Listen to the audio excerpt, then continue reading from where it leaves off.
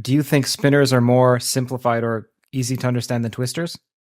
Oh yeah, yeah. So spinors are really very, very basic things. I mean, every elementary particle, like electrons, are just the way you describe them. Their spin one half nature is as spinners. You have to electron wave functions are spinners, and so it's every physics textbook or if you do quantum mechanics or you do quantum field theory, you have to spend a fair amount of time in spinners. So I spent a lot of my career kind of thinking about them, trying to better understand them, and I keep learning new things. And it's in the last few months I realized something about them, which I think is new. At least I'd never seen before, and this is what Hmm. I'm trying to write about. But they're very fundamental objects. It's a little bit hard to. Well, there's one view that we can understand them in quotes algebraically, but that doesn't mean we understand what spinners are.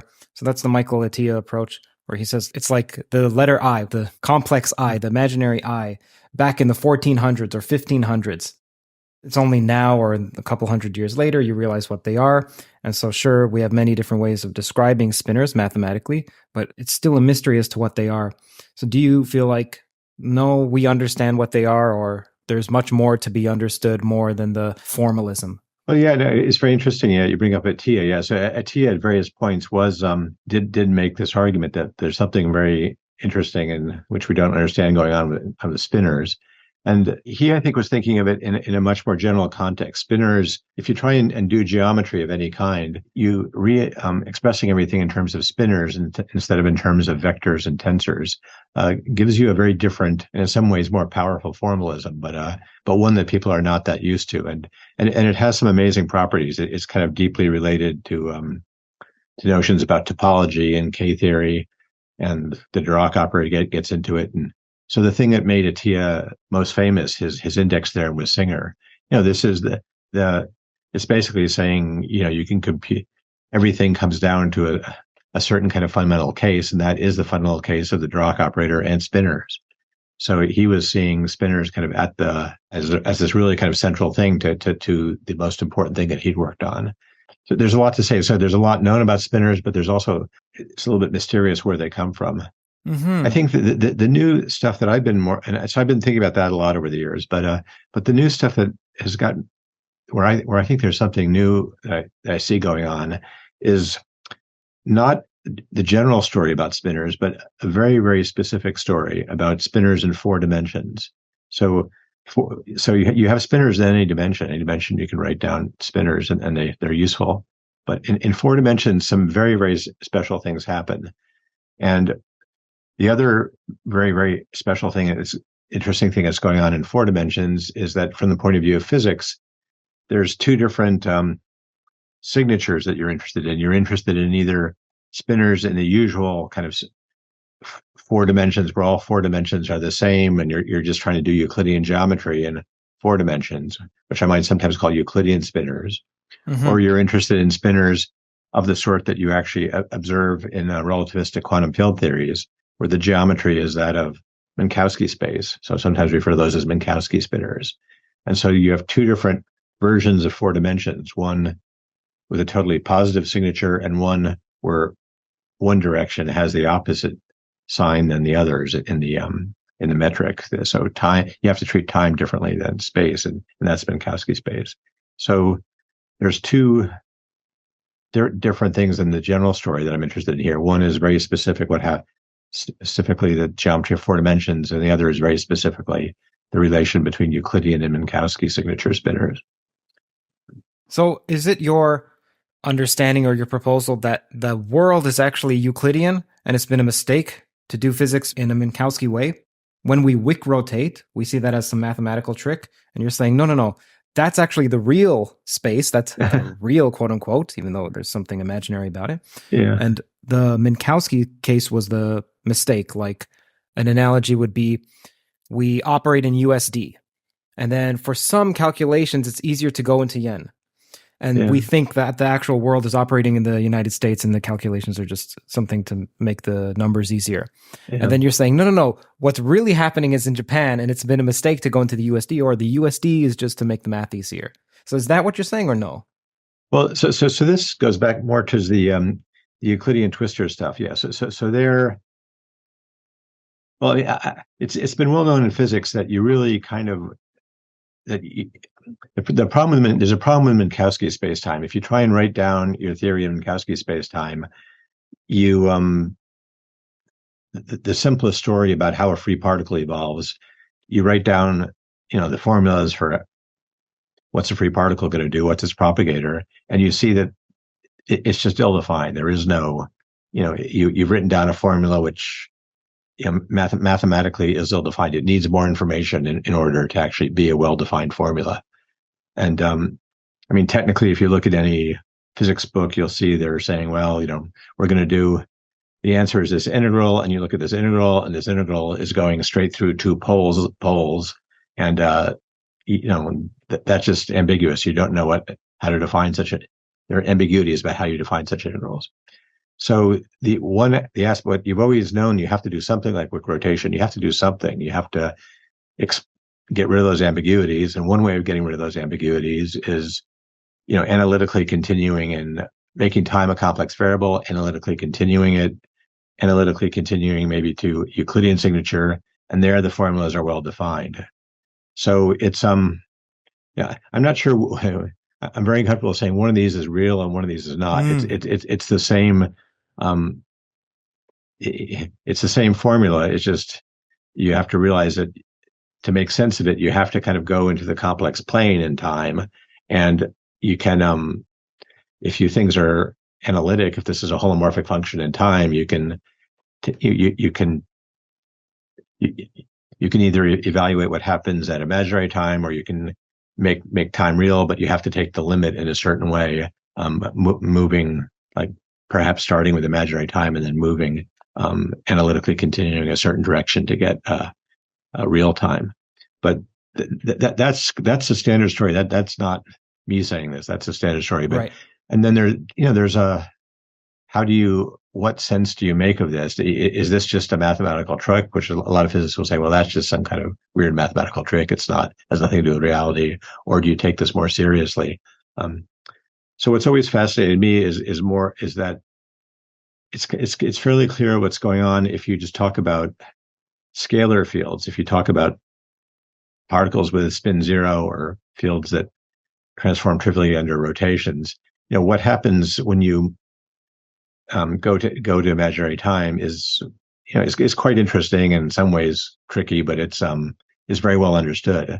But it's never actually been very well understood what happens when you have spinor fields. And this is the problem, is that these spinors in Euclidean signature and spinors in Minkowski signature are quite different things. And so you can't just say, oh, I'm going to analytically continue from one to the other, because they're not related. Anyway, it's very unclear how you're going to do that. Mm-hmm. And so there's also a similar story in twistor theory. You can do twistor theory in Minkowski spacetime, which is what Penrose and his collaborators mostly did, or you can do it in Euclidean signature spacetime, which is what Atiyah and a lot of other people and mathematicians have done. And in principle, the two are related by analytic continuation. But the way that works is quite I think it's much subtler than you expect. And what I've been interested in, most recently, this business about it really is a claim that the standard way of thinking about how you analytically continue between these two different kinds of spinors is you're making kind of a wrong choice when you do that. And there's a good reason for the standard choice you're making when you do that, but there is actually another choice you can make, which is that instead of working with spinors which are kind of symmetric between, there's two different kinds, which by convention you can call right and left-handed, or positive and negative chirality. And the standard setup treats this question symmetrically, but between the plus and minus, the chirality is between right and left spinors. But it's what I've kind of realized recently is it looks like it's quite possible to make this setup completely asymmetric, so that you just describe spinors using these right-handed or positive chirality spinors. You just don't use the left-handed ones at all in your construction of spacetime. You can do that. It appears to be, and that's why this paper is called "Spacetime is Right-Handed." And yeah. Is it the case that you could have called it space-time is chiral and you could have equivalently described it as left-handed, or is there something specific about right-handedness? No, yeah. It's certainly it's a matter of convention, which but you basically, I mean, to say it a little bit more technically, there the the Lorent symmetry group is this group called SL2C. It's 2 by 2 complex matrices, determinant one. And what you realize is if you work in complex version of 4 dimensions, the symmetry group is 2 copies of SL2C, and you can call it a plus copy and a minus copy, or you can call it a right copy and a left copy, but there's 2 of them. And the standard convention, in order to get analytic continuation to work out the way people expected, has been to say that the physical Lorentz group that corresponds to our real world is not chirally symmetric. It's kind of a diagonal, which is you use both the right and left, and you have to complex conjugate when you go from one side to the other. But it kind of the Lorentz group, the SL2C Lorentz group we know is supposed to sit as kind of a diagonal thing, which is both right, and left.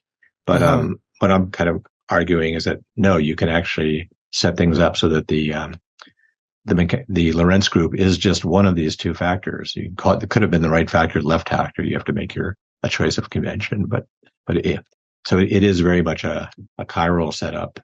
But the strange thing about this is you only really see this when you complexify. If you just look at Minkowski space-time, you don't actually see this anyway, you don't see this problem, or you don't see this ability to make this distinction. It's only when you go to Euclidean space-time where the rotation group really does split into 2 completely distinct right and left things.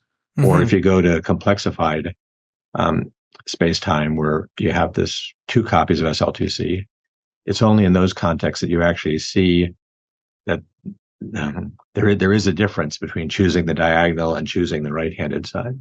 So for SL2C, you call that the Lorentz group. Is that technically the double cover of the Lorentz group? Yeah, people use both terminology. If you're going to work with spinors, you have to use a double cover. But yes, it's also